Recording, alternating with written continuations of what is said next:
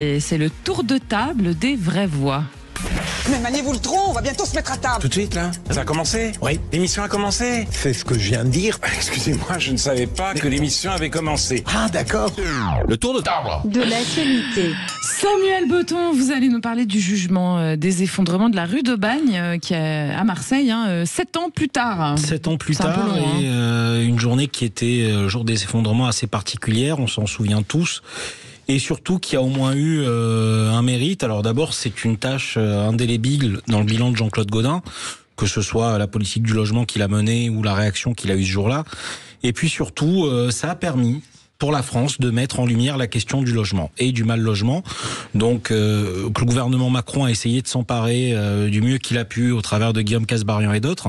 Malheureusement, ça n'a rien donné. Et aujourd'hui, 7 ans plus tard, on peut le dire, des condamnations qui semblent avoir satisfait les parties civiles et toujours la pensée des 8 personnes qui nous ont quittés et d'une ville qui a été meurtrie dans son sang et dans sa chair.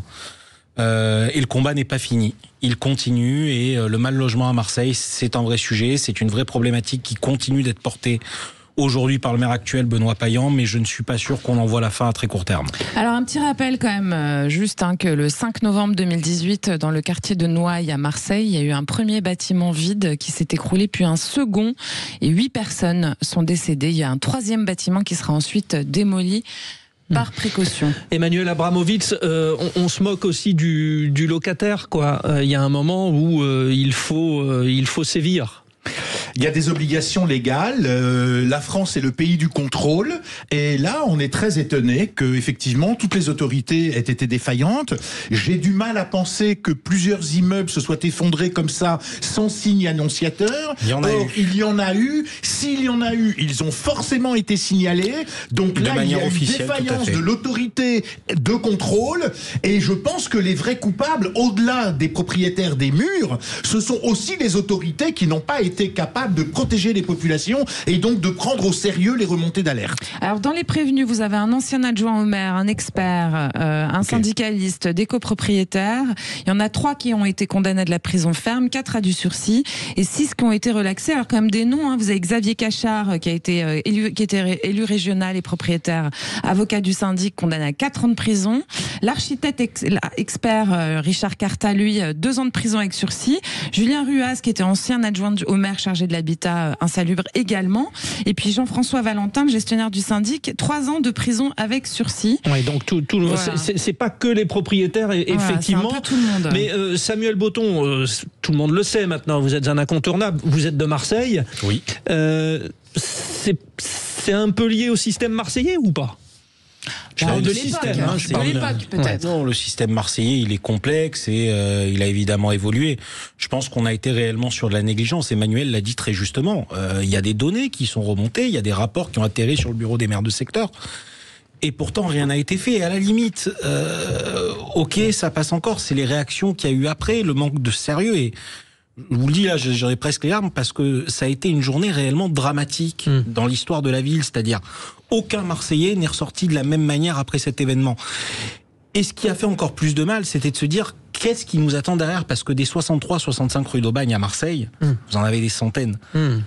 Donc la question qui nous hante aujourd'hui, c'est qui seront les prochains, comment est-ce qu'on peut pallier à ça, et surtout, à un moment, comment on redonne de l'éclat à la politique de logement de la ville. Mais attention, ça se transpose aussi à Paris, Strasbourg, où vous voulez, c'est une vraie problématique nationale. Emmanuel Abramovitch, votre tour de table, c'est les plaintes contre Rima Hassan et Jean-Luc Mélenchon qui sont systématiquement classées sans suite. C'est vrai que c'est bizarre. Voilà, c'est un classique, c'est-à-dire que quels que soient les propos tenus par ces élus, puisqu'ils sont élus, pour moi, ils font honte et déshonneur à l'écharpe tricolore et à tous ceux qui la portent, bien évidemment, mais ils sont élus. Et donc, je m'étonne que quand ils utilisent un vocabulaire nauséabond, guerrier, stigmatisant, qui incite à la haine, et que nous, Bureau national de vigilance contre l'antisémitisme, nous saisissons la justice pour dire que la stigmatisation des Juifs de France que l'on intègre et que l'on amalgame à un conflit étranger qui est importé par ce même parti politique, trop, c'est trop. C'est pas parce que je suis français juif que je suis responsable de la politique d'un pays étranger. Sinon, ça veut dire que tous les Algériens de France, et je prends cet exemple à dessein, sont responsables de la prise d'otage dans ce moment de Bouazizi Oualem Sansal. Bien sûr que c'est totalement incohérent. Donc quand nous nous élevons, Bureau national de vigilance contre l'antisémitisme, et que nous nous adressons à la justice, comme le veut le droit, la règle, eh bien nous sommes systématiquement déboutés. Dans la majorité des cas d'ailleurs, les refus de tenir compte de nos plaintes ne sont pas motivés. Et quand nous insistons, on nous dit « Ah bon, mais oui, mais vous comprenez, c'est la liberté d'expression. » Alors moi je veux bien, mais quand on est un parti politique a priori digne de ce nom, et encore une fois j'y reviens, de l'écharpe tricolore, eh bien on ne dit pas que il se commet un génocide, parce qu'un génocide c'est particulier. Alors non seulement on ment à ses adhérents, on ment aux Français quand on fait des discours qui sont diffusés par la radio, par la télévision. J'ai remarqué le nombre d'invitations de LFI sur LCP et sur le service public, c'est phénoménal. Il y a Olivier Faure qui dit la même chose. Hein. Eh bien, je suis ravi de ne plus être seul, mais je peux vous dire que parfois nous... Non, qui dit la même chose, qui dit que c'est un génocide aussi, pardonnez-moi.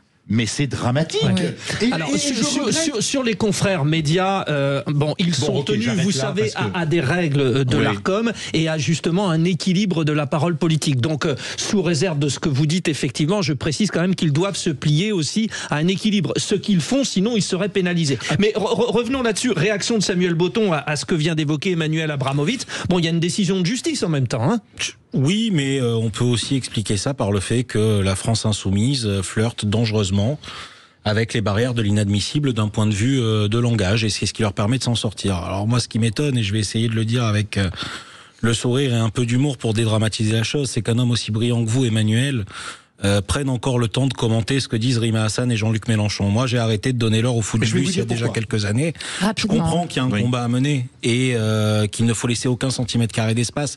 Mais parfois, on est tellement dans le grotesque et l'ubuesque et finalement l'instrumentalisation perfide que accorder de l'importance à ces gens-là, ne pas tomber dans le piège. Ça me semble contre-productif jusqu'à un certain point. Deux éléments de réponse rapides. Le premier, d'abord, c'est pour démonter le fait de cette utilisation maligne de la puissance, de la force de l'écharpe tricolore. Ça, c'est le premier point. Le deuxième point, c'est parce que derrière ces gens qui mentent, il y a des gens qui écoutent et qui traduisent sur le terrain. On l'a vu la semaine dernière. En 2 jours, vous avez le lundi une altercation et le mardi, vous avez un magasin qui brûle à l'autre bout du pays. Oui. L'interprétation, c'est un effet sur le terrain qui, moi, me met, mais vous comprenez quand je dis moi, en danger. Et ça, effectivement, je le dénonce. Pourquoi ? Parce que nous, association, avons une remontée d'alerte. Nous la faisons suivre son cours, normalement, par l'intermédiaire de la justice, qui nous déboute et qui valide en quelque sorte ce faux langage qui est une incitation à la haine.